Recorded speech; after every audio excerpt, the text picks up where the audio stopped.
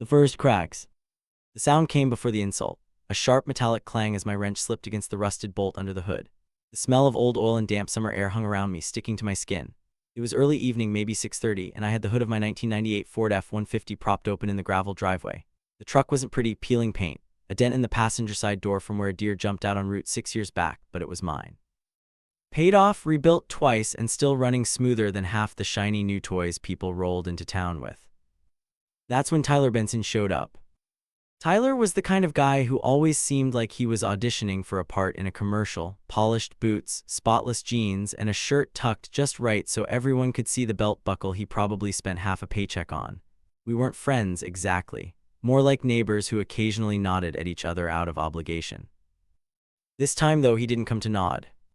"Man," he said, leaning against his brand new Ram TRX like it was an accessory for Instagram, "I didn't know they still let those things on the road." I didn't look up. "Evening to you too, Tyler." Seriously, he kept going, tapping the side of my truck bed with his knuckle. "That thing got, what, one working cylinder left, you rebuilding it or holding on for sentimental value?" I wiped my hands on a rag and kept my jaw clenched. Tyler had a talent for finding that thin line between teasing and insulting and stomping all over it. "It runs," I said simply. "That's all that matters." He smirked. "Sure, but don't you get tired of nursing a dying horse? I mean, hell man, they got 0% financing these days. Get yourself something with air conditioning that actually works." I finally looked at him, and for a second I swear he wanted me to take the bait. That little tilt of his head, the way his grin spread just enough to show he thought he'd won, but I didn't, not yet. "Some of us prefer fixing things instead of throwing 'em away," I said, turning back to the engine. Tyler chuckled, low and mocking. "Or maybe some of us just can't afford better." He climbed back into his truck and peeled off like he was auditioning for Fast and Furious, Rural Edition. Gravel spat behind his tires, hitting my boots. I stood there a while, rag in hand, watching the dust settle on my driveway. The truck. You have to understand, this truck wasn't just a truck. It was the first thing I bought when I left my dad's place at 19, working 12-hour shifts at the mill, cashing overtime checks that barely made a dent in rent. My dad hated it, said I should have saved for something practical, but I drove 3 counties over, found her sitting in a stranger's front yard with weeds up to the bumper, and handed over every cent I had. That was 15 years ago. Since then, I'd replaced everything on her at least once: engine mounts, water pump, radiator hoses, wiring harness, the whole 9 yards. Nights when my friends were out drinking, I was under that hood with a socket wrench, teaching myself patience and problem-solving one busted gasket at a time. That truck hauled lumber for my first contracting job, took my nephew fishing every summer since he could walk, brought my mom's old rocking chair from her house after she passed, tied down with a rope that cut into my palms. People like Tyler didn't get it. It wasn't about money, it was about history. At the garage. The next day, I stopped by Hank's Auto, the only real garage in town, to pick up a part order. Hank's been running that place longer than I've been alive. Grease under his fingernails, a radio permanently tuned to classic rock, and a laugh that shook the windows. "Got your fuel pump," Hank said, sliding the box across the counter. "Heard Tyler Benson was running his mouth yesterday." I raised an eyebrow. News travels fast. Hank leaned back, wiping his hands. "Boy, been bragging about that TRX all week. Says it's got more horsepower than this whole town combined." He shook his head, half amused, half disgusted. "Some folks buy machines to work, others buy 'em to show off." I grinned despite myself. "He ever show you the bed of that thing? Not a single scratch. I don't think it's hauled so much as a sack of dog food." "That's because it's a toy," Hank said flatly. "Won't matter when he buries it in a ditch come winter." We both laughed, and for a moment I felt lighter. But that night, Tyler posted a picture of my truck on Facebook, hood open, grease-stained rag on the fender, captioned, "Somebody call the Smithsonian, I found a fossil." 34 likes, 7 comments, a handful of laughing emojis. I didn't respond, but my stomach burned. The night shift. Friday rolled around, and I was pulling a late shift on a roofing job 20 miles out. It was past 11 when I got back to town, and the streets were mostly empty, just quiet storefronts and the glow of the Casey's General Store sign. My phone buzzed. Unknown number. "Yeah," I answered, still balancing my thermos under my arm. The voice on the other end was shaky, hesitant. Hey, it's Tyler. I froze mid-step. Tyler who? Tyler Benson, he said quickly. Listen, man, I wouldn't call if I wasn't desperate, but I'm out past Rock Creek Road and my truck's dead. Battery, maybe alternator, I don't know. There's no cell service out here except this one bar I got standing on my roof, and he trailed off almost embarrassed. I leaned against my truck, letting the silence stretch. The part of me that wanted to laugh was strong, but another part, the deeper, stubborn part, stayed quiet.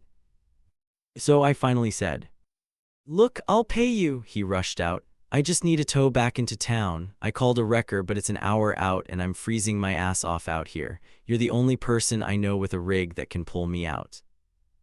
I looked over at my old F-150, the same truck he mocked 2 days ago, still smelling faintly of oil and heat from the drive back.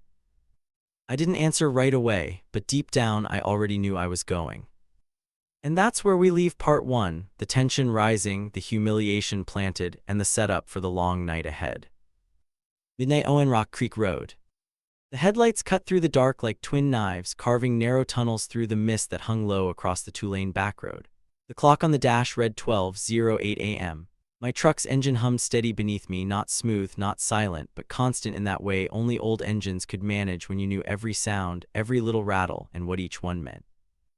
The cab smelled faintly of gasoline and pine-scented air freshener, the cheap kind that loses its smell after a week but leaves the little tree dangling from the mirror anyway. Tyler's voice from the phone call was still in my head, shaky, embarrassed, just a little desperate. He sounded smaller somehow. I thought about letting him sweat, thought about rolling over in bed, ignoring the call, and letting him figure it out the hard way. But there was something about that tone in his voice, not fear exactly, but the recognition that he needed help from someone he'd spent months laughing at. And if I was being honest, a quiet part of me wanted to see him like this, to look him in the eye while my old Ford dragged his $30,000 toy out of the mud. The call before the road. Before I'd left the driveway, I'd grabbed my tow chain, tossed it in the bed, and slipped on my thick work jacket. The phone buzzed again just as I slammed the tailgate. "You comin'?" Tyler asked, trying to sound casual but failing. "I'm thinking about it," I said, leaning on the side of the truck. There was a beat of silence. I swear I could hear his breath over the weak signal. "Look, man, I shouldn't have said that crap the other day about your truck. I was just messing around." "No," I said flatly, "you were." Another pause. He sighed, frustration bleeding into his voice. "Fine, I was, but I'm asking anyway. You gonna help me or not?" That was the moment I decided, not because he apologized, because he didn't. Because sometimes making someone face their own words is better than anything you can say. The BACKROD drive. By the time I hit Rock Creek Road, the town lights had disappeared behind me, swallowed up by endless stretches of farmland. The pavement turned rougher here, the edges broken where weeds clawed up through cracks, and the only light came from the moon slipping in and out of clouds. I passed an old weather-beaten sign warning about sharp curves ahead, the paint so faded it was almost invisible. The road here dipped low near the creek bed, where mud collected after heavy rain. I knew the spot before I saw him. Even from a distance, the glow of Tyler's hazard lights blinked weak and uneven through the fog. His shiny Ram TRX sat crooked on the embankment, nose slightly buried in the soft earth, one back tire hanging free in the air like it had given up on touching solid ground. I slowed to a crawl, rolled down the window, and let the cool, damp air rush in. Tyler was standing outside, hands jammed in his pockets, breath puffing white in the cold. He turned when he saw my headlights and raised a hand half-heartedly, like pride was dragging it down. The first look. I parked a few feet behind him and killed the engine. The sudden quiet hit hard, just the creak of my door, the tick of cooling metal, and the distant rush of the creek nearby. "You pick a hell of a parking spot," I said, stepping into the gravel. Tyler gave me a stiff smile like he'd rehearsed it. "Yeah, well, roads are slippery, got a little close to the edge." I glanced at the tire hanging in midair. "A little close, huh?" He rubbed the back of his neck, avoiding my eyes. The arrogance from 2 days ago was gone, stripped clean by cold, mud, and humiliation.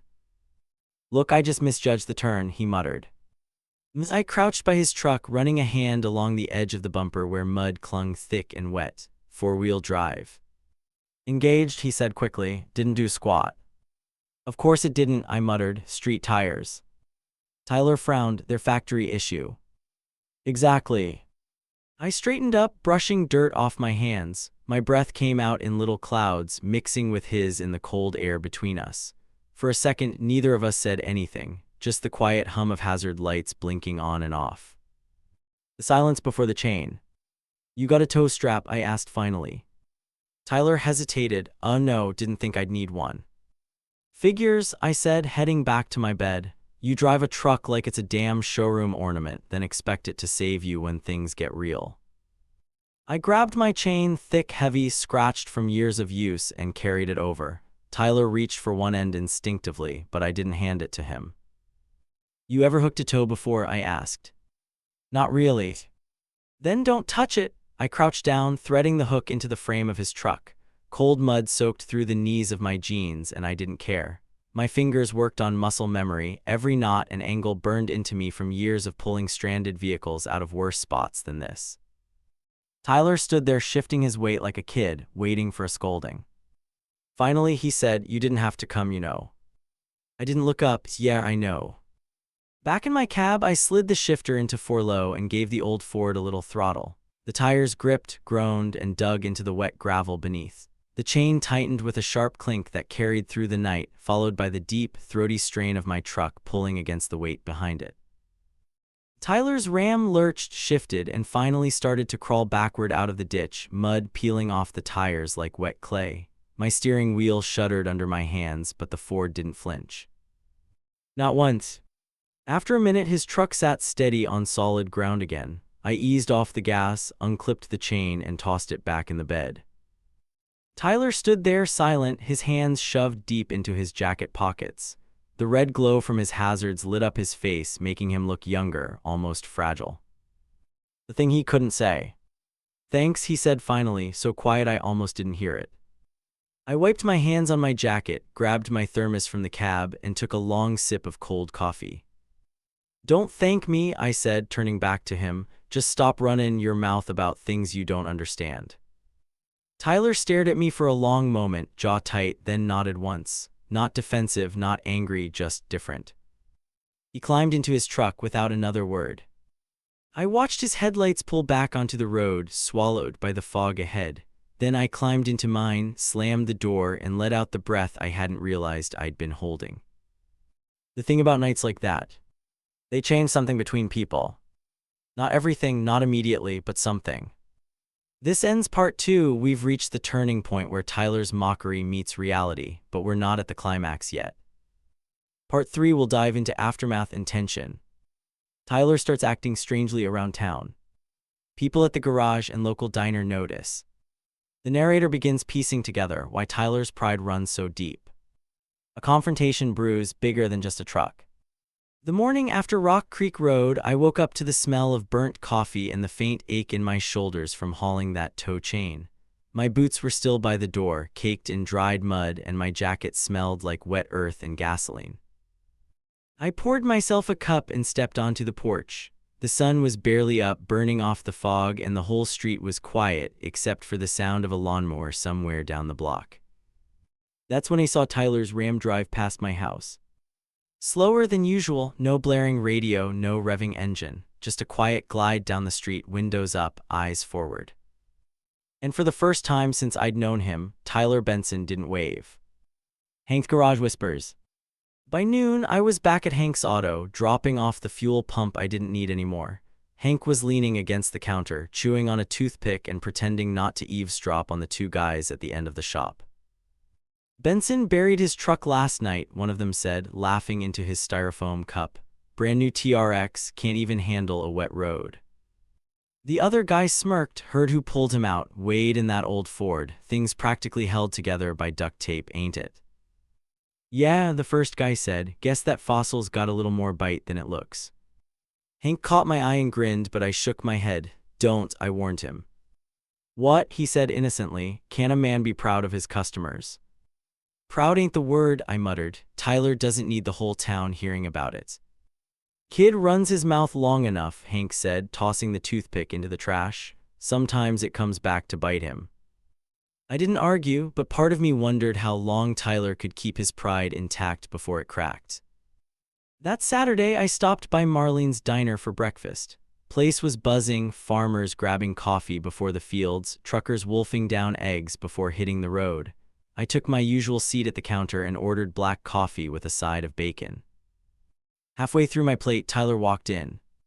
You could feel the room shift, not loudly, not obviously, but enough. A couple of guys near the jukebox looked up. One of the waitresses paused mid-pour. Tyler headed for a booth in the back, eyes locked on the floor. No cowboy swagger, no big talk about torque or top speed, just quiet.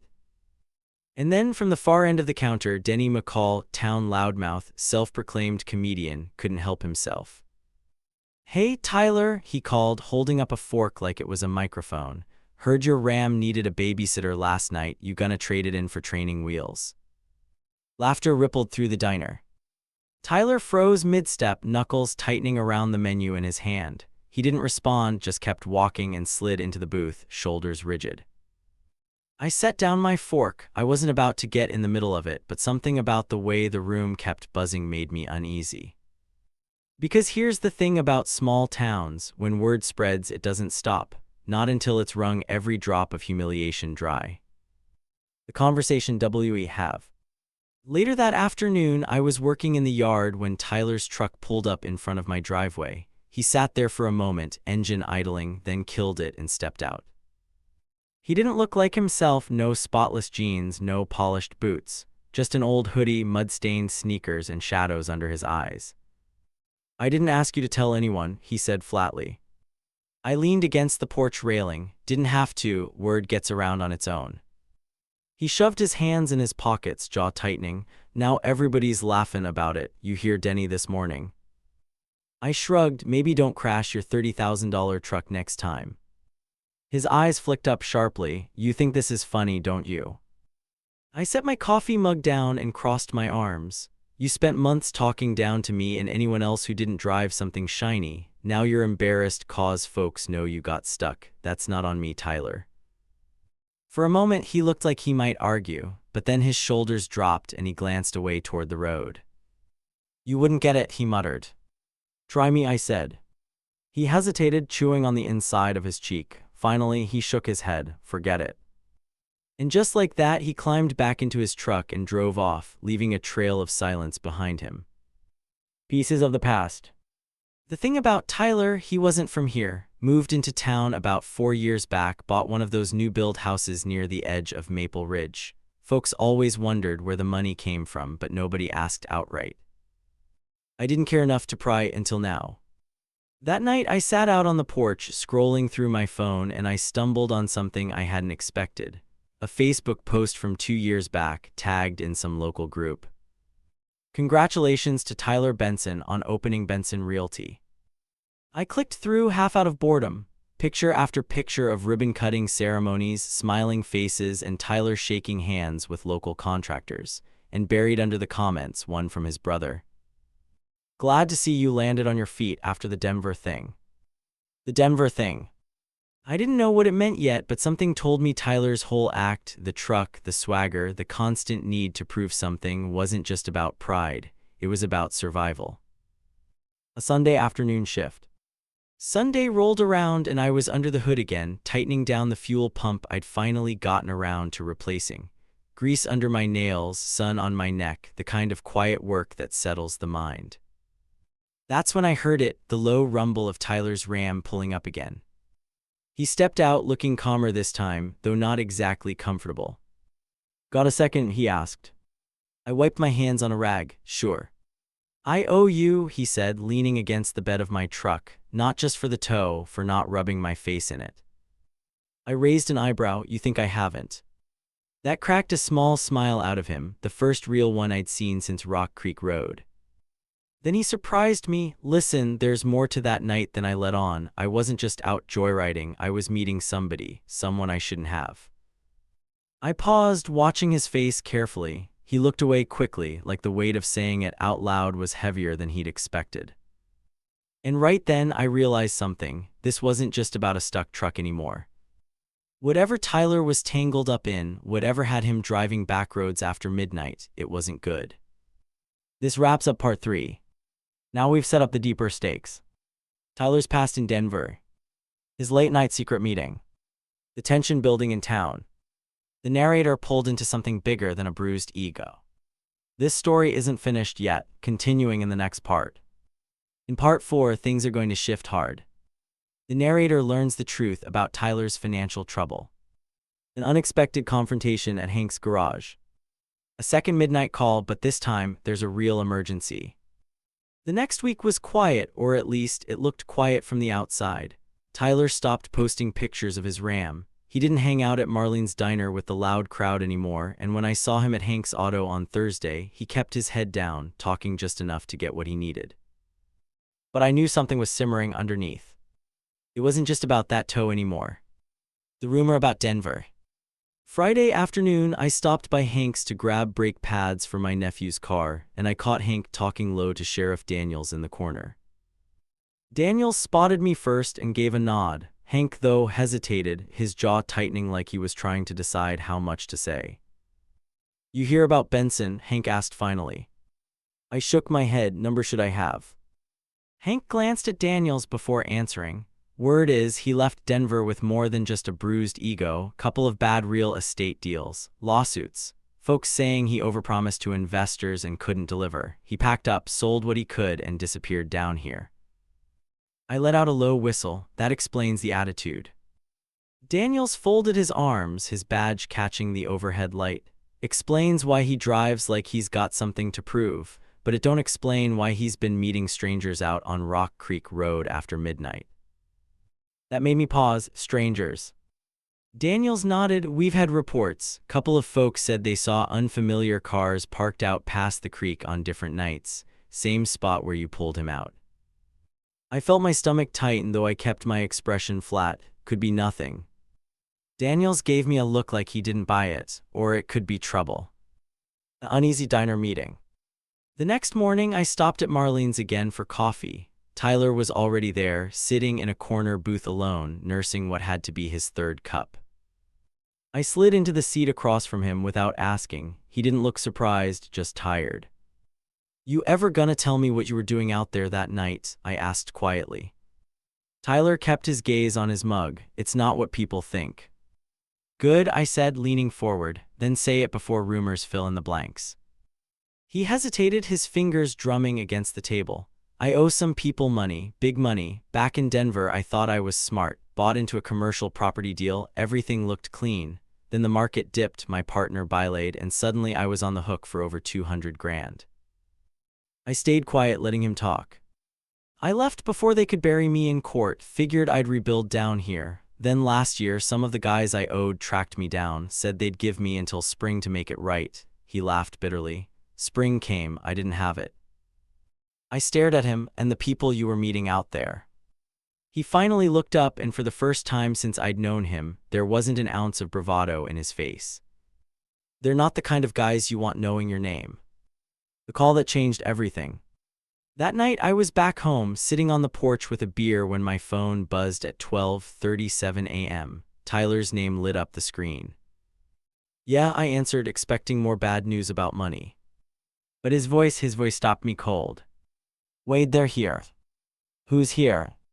I don't know who they are, but they followed me from town. I cut down through Rock Creek again, but they boxed me in. I ditched the truck. I'm in the woods." His breathing was ragged, panicked. I was on my feet before I realized it. "Where exactly?" "Near the old Mill Road, east side." "Please, man, I can't call the cops. They'll find me before anyone gets here." The line crackled, then went dead. I stared at the phone, listening to the night sounds around me, crickets buzzing, a distant dog barking, and somewhere far off, the faint hum of an engine that didn't belong. The decision. I grabbed my keys, threw on my jacket, and headed for the truck. Part of me knew I should have called Daniels, let the sheriff handle it. But another part, the part that had watched Tyler slowly crumble under his own weight these last 2 weeks, knew he didn't have time to wait. By the time I hit the main road, the town lights had vanished behind me again, and the black strip of highway stretched endlessly into the dark. The Ford rumbled steady beneath me, the same sound it had made for 15 years. My knuckles were white on the steering wheel and my stomach knotted tighter with every mile. Rock Creek again. I killed my headlights before turning down Rock Creek Road, letting the moonlight guide me.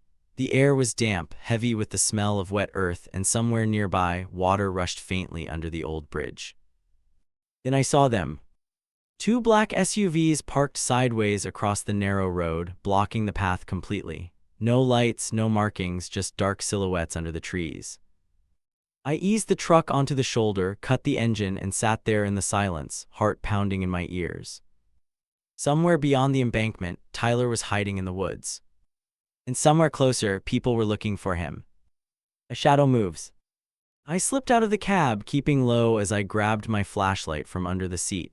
The cold bit through my jacket as I stepped into the brush, boots crunching soft against damp leaves. A voice drifted through the trees, low, sharp, impatient. Find him, he couldn't have gotten far. Another voice answered, closer than I liked. Truck, useless now, bet he's doubled back toward the creek. I crouched, staying perfectly still, the rough bark of an oak pressing into my shoulder.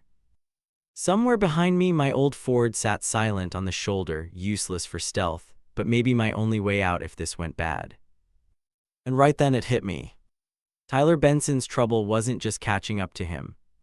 It was about to swallow us both. This ends part 4. In part 5, the final part, everything comes to a head. The confrontation with the men in the woods. Tyler's biggest secret finally revealed. A final choice that tests loyalty, pride, and survival. The emotional closure between Wade and Tyler. The woods on Rock Creek Road were quiet, too quiet, that strange kind of silence where even the crickets stop and every sound you make feels like shouting. I crouched behind a fallen log, the cold seeping through my jeans, watching shadows move across the faint glow from the SUVs parked up on the road. My truck sat further back, hidden under the trees, its engine still warm, ticking faintly as it cooled. Somewhere out there, Tyler was hiding. And somewhere closer, 3 men were hunting him. The men in black JACKTS. I caught snippets of their voices, 2 near the embankment, 1 circling wider into the brush. They moved with the kind of precision that said this wasn't the first time they'd cornered someone in the dark. Split up, one of them muttered, boots crunching damp leaves. You take the creek bed, I'll sweep the ridge. The third guy stayed by the SUVs, talking low into a radio. The faint static carried on the damp air, sharp as broken glass. My breath came shallow, slow, barely stirring the air around me. I pressed a hand against the rough bark of the log to steady myself. I had no plan, no weapon, nothing but an old flashlight and the battered Ford parked 50 feet behind me. And yet I couldn't walk away, not with Tyler tangled up in this. Finding Tyler. I edged deeper into the brush, careful to place each step where the ground looked softest. Branches snagged at my jacket, whispering against the fabric as I moved. After what felt like forever, I caught the faintest rustle ahead, just enough to freeze me in place. A figure crouched low behind a cluster of rocks, back pressed against the earth, trying to make himself small. Tyler, I whispered, just loud enough for him to hear. His head whipped around, eyes wide and wild, face slick with sweat despite the cold. Relief hid his expression for half a second, then panic took over again. You shouldn't be here, he hissed. Yeah, I muttered, crawling closer. Kinda figured that out already. I told you, Wade, he whispered, voice trembling. These guys don't mess around. Then maybe stop owing money to people who send guys like this after you, I shot back. Not funny, he spat, but it wasn't anger, it was fear. I crouched beside him, scanning the trees. We need to move, slowly, back to the truck. He shook his head violently. If they see us, we're screwed. They're already looking, I whispered. Better moving than sitting. The chase. We stayed low, inching toward the tree line, keeping the embankment between us and the parked SUVs. But just as we reached the edge of the brush, a branch snapped under Tyler's boot, loud, sharp, impossible to ignore. One of the men's voices cut through the silence like a whip. There by the creek. Flashlights blazed on, beams slicing through the darkness. Run, I hissed, shoving Tyler ahead of me. We tore through the brush, lungs burning, dodging branches that clawed at our faces. My boots slipped on the wet leaves, and Tyler nearly went down twice, but somehow we stayed upright, hearts hammering so loud it drowned out everything else. Behind us, shouts echoed through the woods, closer now. They were faster than I expected, organized, and I was running out of time. The Ford's final test. The old Ford sat where I left it, half hidden under low branches, the hood streaked with dew. We sprinted across the clearing, Tyler gasping for breath, and dove into the cab. I twisted the key. The engine coughed once, twice, then roared to life, rattling just the way it always did. My hand gripped the shifter, throwing it into reverse as Tyler slammed the locks down. Headlights from the SUVs flared to life behind us, blinding in the rearview mirror. "Hang on," I muttered. Gravel spit out from under the tires as the Ford lurched backward onto the road. I dropped it into drive, floored the gas, and the engine growled deep, steady, determined.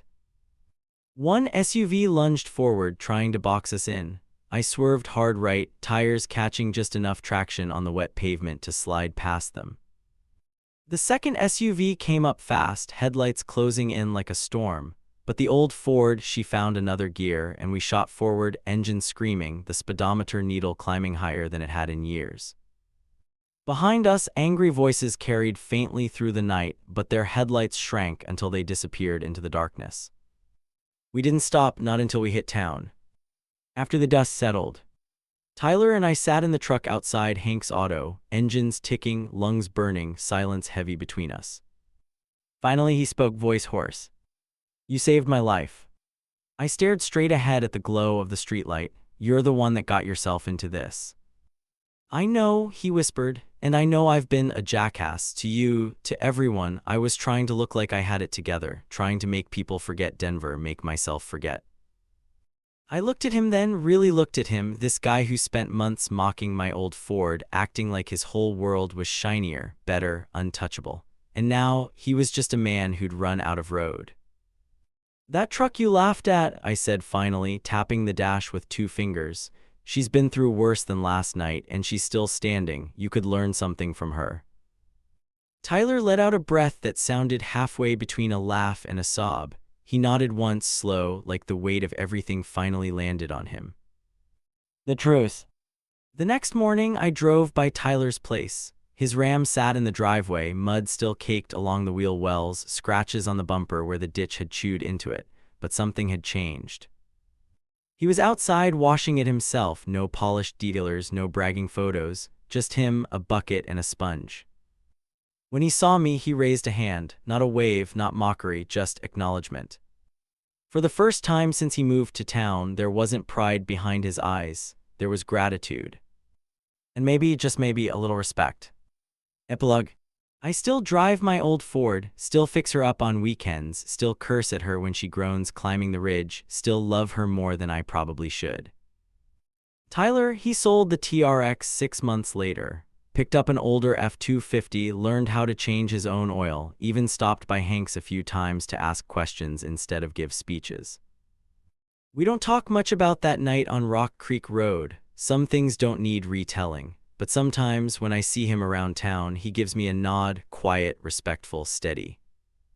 And I nod back, because sometimes the road humbles you, and sometimes it saves you. If this story moved you, subscribe for more real-life confessions and emotional journeys like this one.